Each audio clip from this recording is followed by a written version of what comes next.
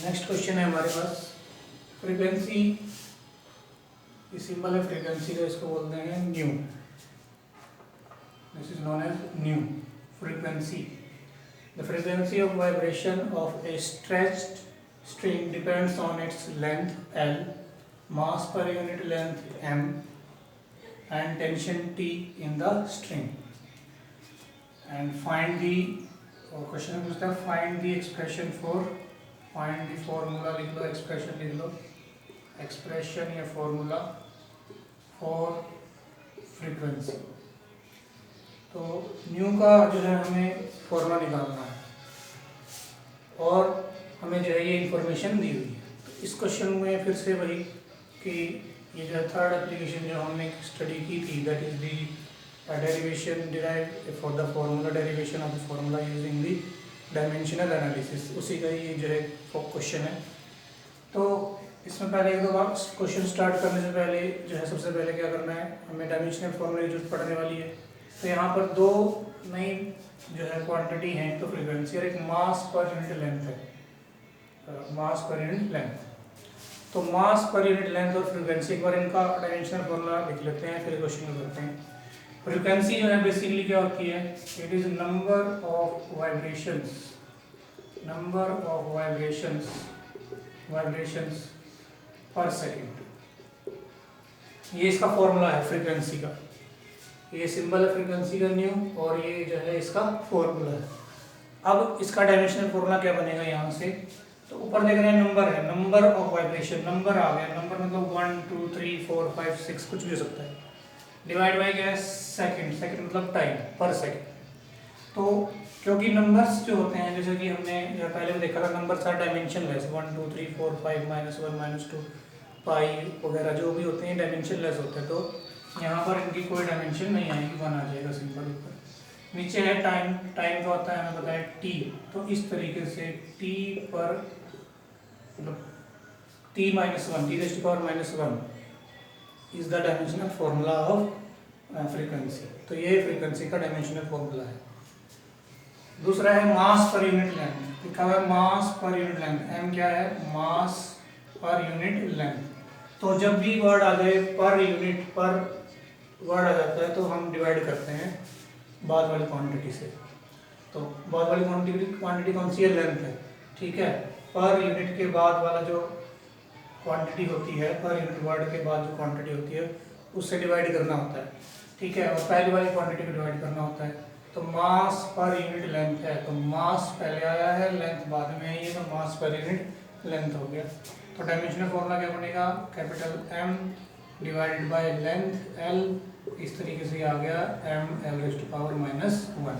तो ये दो डायमेंशनल फॉर्मूले हैं जो हमें याद होने चाहिए, याद तो नहीं कर सकते लेकिन मतलब समझ में आने चाहिए इस क्वेश्चन को सॉल्व करने के लिए। जितने भी डायमेंशनल फॉर्मूले हैं वो याद करने जो है, इतने सारे फॉर्मूले याद करने पॉसिबल नहीं है।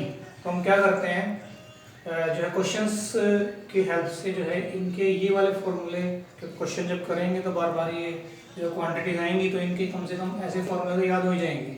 और अगर ऐसे फॉर्मूले याद हो जाते हैं तो डायमेंशनल फॉर्मूला निकालना ईजी हो जाता है। तो डायमेंशनल फॉर्मूले का हमें निकालना पड़ता है अगर हमें याद नहीं है। कुछ एक क्वांटिटीज हैं जैसे वेलोसिटी है, एक्सीलरेशन है, फोर्स है, एनर्जी है, वर्क है, ये बार बार रिपीट होते हैं तो इनके डायमेंशनल फॉर्मूले याद हो जाते हैं। लेकिन बाकी जो और क्वांटिटीज़ हैं उनके डायमेंशनल फॉर्मूले इजीली याद नहीं होते। तो इसीलिए जो ये वाले फॉर्मूले जो बेसिक फॉर्मूला है, जो कि क्वांटिटी जिसके अंदर आती है, ठीक है ना, क्वांटिटी वाले जो फॉर्मूले होते हैं उनको हमें याद करना पड़ता है, फिर डायमेंशनल फॉर्मूला निकालना पड़ता है। तो अब ये दोनों डायमेंशनल फॉर्मूले इस क्वेश्चन में यूज होने वाले हैं, इसलिए इनको हमने याद कर लेना है, ठीक है, मतलब ध्यान में रख लेना है। अब इसको हम कर देंगे। तो क्वेश्चन को जो है अभी सॉल्व करते हैं। सॉल्व करने का जो तरीका है वो वही रहेगा, सेम जो हमने लास्ट क्वेश्चन में जो है अप्लाई किया था। तो सबसे पहले क्या करते हैं, इतनी बड़ी स्टेटमेंट लिखी हुई है, मैंने बताया कि हमें जो स्टेटमेंट से कोई मतलब नहीं है, हमें वो क्वांटिटी देखनी है जिसका डायमेंशनल, जिसका फॉर्मूला निकालना है, और वो क्वांटिटीज देखनी है जो कि जो है उससे अलग है, क्योंकि जिसका फॉर्मूला निकालना है, ठीक है, वो उनके ऊपर क्या करती होगी, बाकी क्वांटिटीज के ऊपर डिपेंड करती होगी। तो जैसे यहाँ पर फ्रीक्वेंसी का फॉर्मूला निकालना है और फ्रीक्वेंसी किसके ऊपर डिपेंड करती है, लेंथ के ऊपर डिपेंड करती है स्ट्रिंग की, मास पर यूनिट लेंथ के ऊपर डिपेंड करती है स्ट्रिंग की, और टेंशन के ऊपर डिपेंड करती है स्ट्रिंग की। एक टेंशन के बारे में और बता देता हूँ। टेंशन जो है ये होता है खिंचाव एक तरीके से, and it is tension string के अंदर जो है, जब कोई रस्सी लेते हैं हम, ठीक है, और उसको जो है उसके उस पर कोई या तो उसको जो है बांध दें, ठीक है, दोनों एंड्स उसके, या फिर जो है एक उसका एंड जो अपने हाथ में और दूसरे एंड पर कोई मास जो है हम जैसे बांध देते हैं, जैसे पेंडुलम वगैरह बनता है, तो स्ट्रिंग के अंदर क्या आ जाती है, टेंशन आ जाती है, खिंचाव आ जाता है, ठीक है। तो ये एक तरीके का फोर्स है। तो tension is force, tension is force, यानी कि मेन बात जो यहाँ पर समझने की है वो ये है कि टेंशन के लिए हमें जो डायमेंशनल फॉर्मूला यूज करना है वो फोर्स का करना है, फोर्स का करेंगे। तो यहाँ पर तीनों क्वांटिटीज का, फ्रीक्वेंसी, मास पर यूनिट लेंथ और टेंशन, ठीक है, यहाँ से ये बातें समझ में आती हैं। अगर कहीं किसी और क्वेश्चन में ही आते हैं तो हमें जो है इनके लिए कौन सा डायमेंशनल फॉर्मूला यूज करना है यहाँ से पता लग जाता है, ठीक है ना। तो स्टार्ट करते हैं। सबसे पहले फ्रीक्वेंसी है। फ्रीक्वेंसी किसके ऊपर डिपेंड कर रही है? फर्स्ट स्टेप क्या होता है? लेंथ के ऊपर। कैसे डिपेंड कर रही है पता नहीं, लेंथ रेज़्ड टू पावर ए हो गया, ठीक है। दूसरा, फ्रीक्वेंसी किसके ऊपर डिपेंड कर रही है? मास पर यूनिट लेंथ के ऊपर डिपेंड कर रही है। कैसे डिपेंड कर रही है नहीं पता, बी हो गई पावर। फ्रीक्वेंसी किसके ऊपर डिपेंड कर रही है? टेंशन के ऊपर डिपेंड कर रही है। कैसे कर रही है नहीं पता, सी लिख दिया। मतलब ए बी सी क्या है? These are the powers. ये हमें बताएंगी कि लेंथ कितनी बार आ रही है, मास पर यूनिट लेंथ कितनी बार आ रहा है, और टी कितनी बार आ रहा है फ्रीक्वेंसी के फॉर्मूले में। मतलब इन क्वेश्चंस के अंदर जो हमारा मेन मोटिव रहता है वो ए बी सी की वैल्यू ही फाइंड आउट करना होता है, और उसके लिए हमें डायमेंशनल फॉर्मूला आना चाहिए। फिर नेक्स्ट स्टेप में क्या था? इन सबको क्या करके लिख देंगे? इकट्ठा करके लिख देंगे, M raised to power A, M raised to power B and T raised to power C. अब प्रोपोर्शनैलिटी का साइन हटाने के लिए हमें कांस्टेंट से मल्टीप्लाई करना पड़ता है, तो कांस्टेंट से मल्टीप्लाई कर देंगे। तो कांस्टेंट से मल्टीप्लाई कर दिया, that is K M raised to power A, M raised to power B and T raised to power C. ये हमने या कुछ नहीं किया, जस्ट इसके बाद स्टेप फॉलो कर लिया। ये फोर्थ इक्वेशन में मैथमेटिकल स्टेप है। के से मल्टीप्लाई कर दिया कांस्टेंट से, ताकि प्रोपोर्शनैलिटी का साइन किसमें चेंज हो जाए? इक्वल के साइन में चेंज हो जाए। तो ये स्टेप्स करने के बाद अब जो है हमें चलना पड़ेगा डायमेंशनल फॉर्मूले की तरफ। तो डायमेंशनल फॉर्मूला हमने लिखना है, और डायमेंशनल फॉर्मूला हमने लिखना है हर एक क्वांटिटी का। जितनी भी लेफ्ट हैंड साइड और राइट हैंड साइड में जो भी क्वांटिटीज लिखी हुई हैं, सबके डायमेंशनल फॉर्मूले लिखे जाएंगे। तो फ्रीक्वेंसी का अभी हमने निकाला है, का क्या होता है? t-1। अब क्या करते हैं, देखो इसमें केवल t आया हुआ है, m और l नहीं है, तो m और l को भी हम लिख सकते हैं उनकी पावर 0 करके। फ्रीक्वेंसी के डायमेंशनल फॉर्मूले में ना तो मास है, मास की पावर 0, ना लेंथ है, लेंथ की पावर 0, t की पावर -1 है। ऐसे जो है ये भी तरीका है डायमेंशनल फॉर्मूला लिखने का, वो भी गलत नहीं है और ये भी गलत नहीं है, ठीक है। इससे थोड़ा सा इजी हो जाएगा कंपैरिजन करना पावर्स का बाद में, ठीक है। तो इसको इधर लेफ्ट हैंड साइड ये होगी, राइट हैंड साइड में के एल लेंथ है, लेंथ की power A. Small m is the mass per unit length, मास नहीं है, मास पर यूनिट लेंथ दिया हुआ है। और इसका डायमेंशनल फॉर्मूला भी हमने निकाला था, ml-1 raised to power b। Tension is force, force है, तो इसका डायमेंशनल फॉर्मूला क्या बनेगा? मैं यहाँ लिख देता हूँ, या इसको थोड़ा सा छोटा करके लिख देता ताकि एक ही लाइन में आ जाए। This is frequency m0 l0 t-1 is equal to k length raised to power a ml-1 raised to power b and force, tension is force, tension is force mlt-2 raised to power क्या है? c raised to power c। तो ये हमने dimensional formula लिख ली। Next step में क्या है? Next step में हमें पावर के ऊपर पावर मल्टीप्लाई करने वाला कॉन्सेप्ट यूज करना है, बिकॉज जो L है इसकी पावर 1 है, जैसे M है इसकी पावर 1 है, L की पावर -1 है, और फिर उनकी भी पावर है A B C। तो पावर के ऊपर पावर क्या हो रही है? मल्टीप्लाई हो रही है। पावर एंड पावर्स जो है वो मल्टीप्लाई हो रही हैं, तो इधर तो लेफ्ट हैंड साइड पे ही चलेगी, is equal to k L raised to power A, M raised to power B, L raised to power -b, power से पावर मल्टीप्लाई होगी। ऐसे ही यहाँ पर m की पावर c, L की पावर c, t की power -2c। This is the concept. Power के ऊपर पावर जो हमने मल्टीप्लाई करने, powers are multiplying each other. तो पावर्स को हमने मल्टीप्लाई कर दिया, ये हमने जो है स्टेप फॉलो कर लिया। इसके बाद का स्टेप जो आता है कि जो बेसिस हैं सेम है जिनकी, जिन पावर्स के, उनको ऐड कर देंगे। तो सबसे पहले क्योंकि एमएलटी लिखते हैं हम, एमएलटी, तो मास को देख लेते हैं, मास कितनी बार आया हुआ है। मास 1 2 बार आया हुआ है। तो के, यहाँ पर मास की पावर बी है, यहाँ मास की पावर सी है, तो ये हो जाएगा B plus C, mass raised power B plus C. Next is length, length 1 2 3 जगह आ गई है। यहाँ ए पावर है, यहाँ माइनस बी पावर है, यहाँ सी पावर है, सब ऐड हो जाएंगी with sign, that is A minus B plus C, यहाँ से सी पावर्स ऐड। अब टी कहीं पर भी नहीं है, तो टी की पावर क्या रहेगी, दैट इज -2c। ये हो गया हमारा जो है बेसिस, जिनके सेम होंगी, पावर में क्या हुई है, ऐड हुई है। और लेफ्ट हैंड साइड में क्या चल रहा है, लेफ्ट हैंड साइड में हमारा m0 l0 एंड t की पावर -1 चल रहा है। अब जो है इसके बाद हमें क्या करना होता है, पावर्स को कंपेयर करना होता है बोथ साइड्स। यहाँ m की पावर कितनी है, b प्लस सी है, यहाँ b प्लस सी है, यहाँ कितनी है, 0 है, तो b प्लस सी कितना हो जाना है, 0। सेकंड इज l की power a minus B plus C है, यहाँ कितनी है, 0 है, तो क्या हो जाना है, a minus B plus C is equal to 0।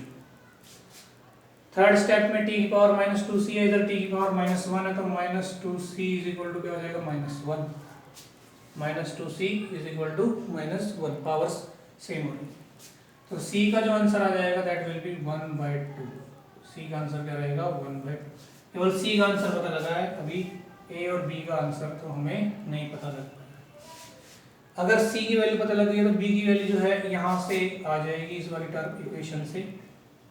अगर c की वैल्यू 1/2 यहाँ पुट कर दी जाए तो b की वैल्यू डायरेक्ट क्या आ रही है, -1/2 आ रही है। ये b की वैल्यू है, b की वैल्यू आ गई, c की वैल्यू आ गई, अब a की वैल्यू रह गई है। हमारा मेन मोटिव है a b c की वैल्यू निकालना। b की जो वैल्यू है ये यहाँ पुट कर देंगे, तो क्या बनेगा, a, देखो b की वैल्यू यहाँ पुट करेंगे, यहाँ माइनस है, माइनस प्लस 1/2, ये माइनस बाहर है, फिर यहाँ b भी कितना है, -1/2, ये पुट कर दिया, तो ये माइनस और ये माइनस क्या हो गया, plus 1/2। c is again 1/2, it is equal to 0। 1/2 plus 1/2 कितना होता है, 1, half is 1, half plus half is 1, then a is equal to कितना आ गया, -1। तो ये a का आंसर। तो a की वैल्यू, b की वैल्यू और c की वैल्यू, जो हमारा मेन जो इसके अंदर काम होता है वो हमने कंप्लीट कर लिया है। अगर a b c की वैल्यू आ चुकी हैं तो अब जो है हमें इन वैल्यूज़ को अपनी इक्वेशन नंबर 4 में पुट कर देना है और हमारा फॉर्मूला आ जाएगा, ठीक है। तो यहाँ पुट करते हैं इस फोर्थ इक्वेशन में। तो फोर्थ इक्वेशन में जब पुट करेंगे तो क्या क्या बनने वाला है, देखो, frequency will be equal to K L, L is power A है, और ए का आंसर कितना है, -1। फिर है एम इज पावर क्या है, बी, और बी कितना है, -1/2। एंड थर्ड इज टी की पावर कितनी है, सी, और सी का आंसर कितना है, 1/2, टी रेज़ टू पावर 1/2 जो है 1/2 होता है अंडर रूट, ये बात भी याद कर लेनी चाहिए। 1/2 को हम अंडर रूट और अंडर रूट को 1/2 लिख सकते हैं, power 1/2, power 1/2 is under root, power 1/2 is under root. उसी का यूज हमने यहाँ पर करना है। अभी देखो के, इसको और इसको तो हम नीचे लिख लेंगे बिकॉज ये माइनस में है, माइनस में पावर नहीं छोड़नी होती है, हमें जो है प्लस में पावर करनी होती है, तो हमने प्लस में रख ली। जो ऊपर है वो प्लस में रहेगा, जो माइनस में था नीचे जाकर के प्लस में हो जाएगा। अब क्या बन जाएगा ये, दिस इज इक्वल टू के, अब एल की पावर तो 1 है, के बाय एल लिख दिया, जबकि टी बाय एम दोनों की पावर 1/2 है, तो इकट्ठा करके 1/2 लिख लिया हमने। This is our frequency. हमने क्या कर दिया, दोनों की इकट्ठी पावर 1/2 लिख ली, और 1/2 क्या होता है, अंडर रूट। फॉर्मूला ये भी ठीक है, बट एक्चुअल में L by K by L, T by M और उसका under root. This is the formula for frequency. ये फॉर्मूला है फ्रीक्वेंसी का जो हमने डायमेंशनल एनालिसिस से निकाला है। यहाँ पर के कितना है फिर से बता रहा हूँ, हमें नहीं पता, ना पता लग सकता है इस मेथड से, हमें के को ऐसे ही छोड़ देना है। So this is the formula for the frequency which we obtained from the method of dimensional analysis. तो ये जो क्वेश्चंस करते हैं जब हम, इनसे हमारी प्रैक्टिस होती है कि हमने जो है किस तरीके से जो है क्वेश्चंस को करना है और ये एग्ज़ाम में आते हैं। तो इसीलिए जो है जरूरी हो जाता है कि हम खुद जो है इनको पेन और कॉपी ले करके क्वेश्चंस को सोल्व करें, केवल जो है देखने से क्वेश्चन नहीं आते हैं। ठीक है, तो एक दो क्वेश्चन और इसका हम कर सकते हैं ताकि कुछ और प्रैक्टिस हो जाए और फिर हम जो है नेक्स्ट टॉपिक पर चलेंगे।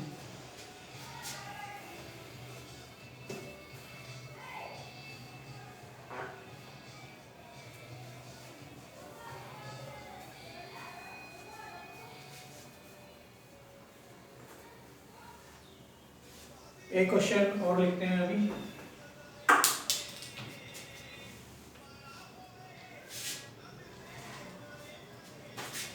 क्वेश्चन क्या है? क्वेश्चन है planet moves around the sun in nearly circular orbit. तो प्लैनेट है, मैं इसको जो है शॉर्ट में लिख रहा हूँ, planet moves in circular orbit. Nearly है, हालांकि नियरली वर्ड लिखा हुआ लेकिन कोई बात नहीं, सर्कुलर ऑर्बिट में घूमता है अराउंड सन, सन के चारों तरफ।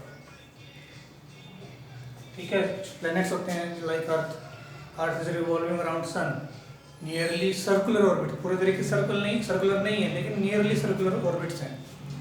तो इसके बारे में क्या होता है कि जो it's period of revolution, it's period of revolution, period of revolution जो है,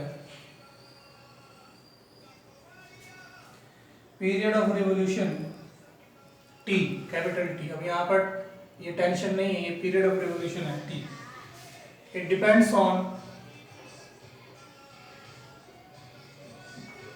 upon one, radius of the orbit, radius of the orbit, ठीक है, रेडियस शॉर्ट में लिख दिया, मास, मास m ऑफ द सन, सन का मास कैपिटल M मान लिया, उसके ऊपर डिपेंड करता है। And third factor is gravitational constant G। अब ये ग्रेविटेशनल कांस्टेंट कैपिटल G, ये तीन क्वांटिटीज हैं जिनके ऊपर ही हमारा पीरियड ऑफ रिवोल्यूशन डिपेंड करता है। Capital T period of revolution, period of revolution क्या है कि एक चक्कर पूरा करने में जितना टाइम लग जाएगा प्लैनेट को, उसका पीरियड ऑफ रिवोल्यूशन होगा, यानी कि बेसिकली टी टाइम। फिर रेडियस आर, मास m, और एक नया वर्ड आया है, नया तो नहीं है, मतलब अभी तक हमने इसका डायमेंशन फॉर्मूला शायद नहीं निकाला है, ग्रेविटेशनल कांस्टेंट G है।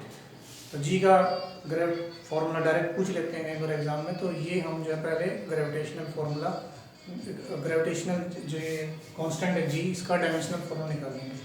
ठीक है, तो इसको जो स्टार्ट करते हैं। स्टार्ट करने से पहले G का देखो, G क्या होता है, न्यूटन्स लॉ ऑफ ग्रेविटेशन हमने पढ़ रखा है, G m1 m2 divided by r square, ये फॉर्मूला होता है न्यूटन्स ग्रेविटेशनल लॉ। दो ऑब्जेक्ट्स है जिनके पास मास है, उनके बीच में हमेशा एक अट्रैक्टिव फोर्स होता है इस यूनिवर्स में, कहीं पर भी गए हम, चाहे ये अर्थ की बात नहीं है, पूरे यूनिवर्स में, इसलिए इसका नाम, पूरा नाम जो होता है G का, that is universal gravitational constant G होता है। तो पूरे यूनिवर्स में कोई भी दो ऑब्जेक्ट्स जो होती हैं वो आपस में एक दूसरे को एक अट्रैक्टिव फोर्स लगाती हैं एक दूसरे के ऊपर, that is known as the gravitational force. And the formula for the force is given by this relation. यहाँ से मुझे G का डायमेंशनल फॉर्मूला निकालना है, तो क्या निकलेगा, देखो फोर्स का क्या होता है mLT-2, इसका G का निकालना है, ये हो जाएगा m square, mass into mass m square, length और रेडियस इज लेंथ स्क्वायर। ठीक है, तो अब काफ़ी प्रैक्टिस हो जानी चाहिए हमारी इसकी फॉर्मूला निकालने की, डायमेंशनल फॉर्मूला निकालने की। देखो चाहे हम इसको जो है क्या कर सकते हैं, इसको ऊपर लेकर के जाओ, यहाँ लेकर के जाएंगे इसको एल स्क्वायर को, तो ये एल की पावर 1 पहले ही है, एल की पावर 2 और आ जाएगी तो एल की पावर 3 हो जाएगी। ये एम की पावर 2 नीचे जाएगी, एम की पावर 2 नीचे जाएगी, यहाँ पावर 1 है एम की, फिर ये वो ऊपर आएगी तो -1, मतलब ये ऐसे बनेगा, क्रॉस मल्टीप्लाई करके दिखा देता हूँ। M L T minus 2 into L square divided by M square is equal to ji.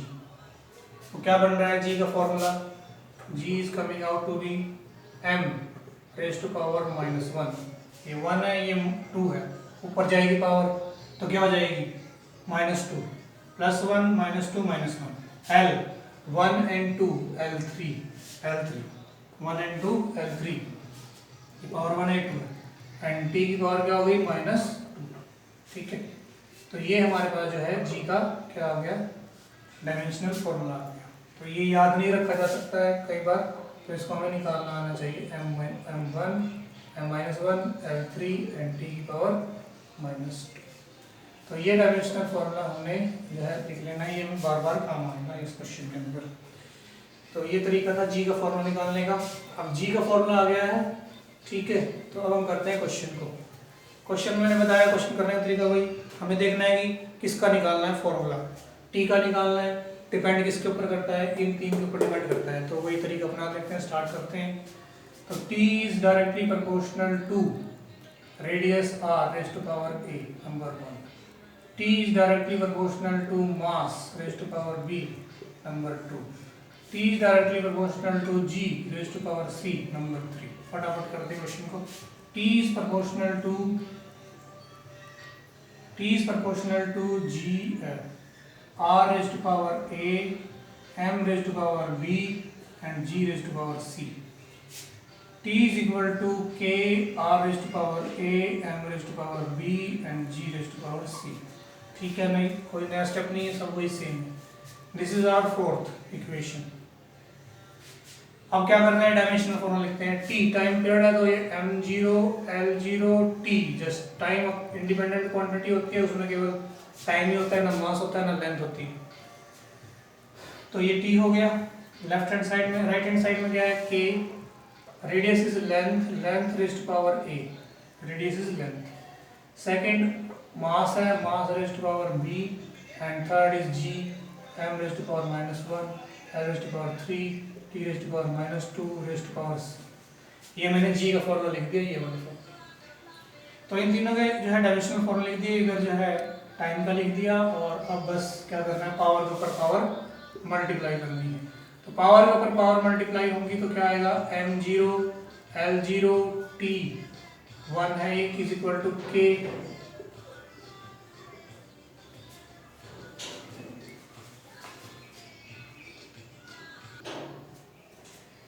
l raise to power a, m raise to power b, इधर क्या हो जाएगा, पावर के ऊपर power multiply, m raise to power -c, l raise to power 3c, t raise to power -2c। अब क्या करना है, जिनकी पावर सेम है, जिनके बेस सेम है उनकी पावर क्या कर दो, ऐड कर दो। तो this is m0 L0 t is equal to k l raise to power, देखो मास, सबसे पहले मास को देखते हैं। मास में b और c ये पावर में है, तो m रेज टू पावर का जाएगा b - c, L raised to power a plus 3c and t is equal to -2c। Power के ऊपर पावर मल्टीप्लाई, और फिर बेस जिनके सेम है उनकी पावर हमने क्या कर दी है, ऐड कर दी, इकट्ठा करके लिख दी। अब क्या करो, कंपेयर कर दो। तो b - c क्या हो जाएगा 0, a plus 3c क्या हो जाएगा 0 and -2c is equal to क्या हो जाएगा 1। तो c कितना आ जाएगा यहाँ से -1/2। पावर्स को कंपेयर कर रहे हैं बस, और कुछ नहीं है। इधर जो है ये b - c है, ये 0 के इक्वल है तो 0 के इक्वल हो गया, ये इसके इक्वल 0 के इक्वल है, ये भी 0 के इक्वल हो गया, -2c 1 के इक्वल है, 1 हो गया। और ये c की वैल्यू आ गई, c की वैल्यू आ गई तो b की कितनी हो जाएगी, b की और c की वैल्यू एक ही है, क्योंकि ये b - c है ना। तो यहाँ पर जब इसका मतलब ये भी है ना, इसका मतलब ये भी तो है कि b is equal to c। तो c का आंसर कितना आएगा, c का आंसर आएगा, c का आंसर क्या हो गया -1/2। तो b का आंसर भी कितना आएगा, b will be equal to -1/2। b भी -1/2 है, c भी -1/2 है। अब रही बात a की, तो a कितना आएगा, a will be equal to a is equal to कितना आ जाएगा हमारे पास, आ जाएगा +3, c is -1/2 is equal to 0, it means a is equal to 3/2। तो a आ गया 3/2, c और b आ गए -1/2। ठीक है, इनको हमने पुट कर देना है कहाँ पर, अपनी इक्वेशन नंबर 4 में। इक्वेशन नंबर 4 में पुट कर देंगे तो हमारे पास t क्या आ जाएगा, t will be equal to k r raise to power क्या है a is equal to 3/2 m की पावर कितनी है -1/2, क्योंकि b है ना, b कितना है -1/2, और फिर कितना है g भी क्या है c -1/2।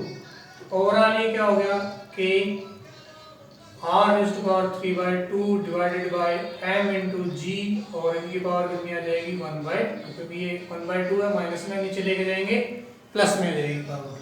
फिर ये आ जाएगा equal to k r raise to power 3/2 divided by √m into G. ये टाइम पीरियड का फॉर्मूला बनने वाला है। ठीक है।